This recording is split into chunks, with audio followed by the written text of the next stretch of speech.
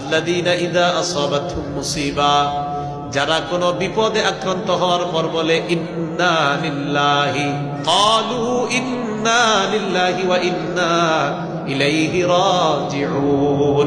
বিপদে পড়ার পর তারা বলে ইন্না লিল্লাহি ওয়া ইন্না ইলাইহি রাজিউন।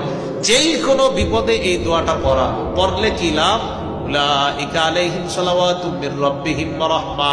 তিনটা লাভ। এক নাম্বার, যারা বিপদে পড়ার পর ইন্না লিল্লাহি ওয়া ইন্না ইলাইহি রাজিউন পড়ে আর ধৈর্য ধারণ করে, তাদের জন্য আল্লাহর পক্ষ থেকে সালাত।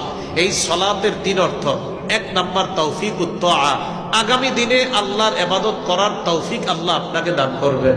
দুই নাম্বার আল ইসমাতু আনিল মাসিয়া, আল্লাহ আগামীতে গুনাহ থেকে আপনাকে হেফাজত করবেন। তিন নাম্বার, আল্লাহ পাক রব্বুল আলামিন মাগফিরাতুজ যুনুবি জামিআ, আপনার জিন্দেগীর সব গুনাহগুলো মাফ করবেন।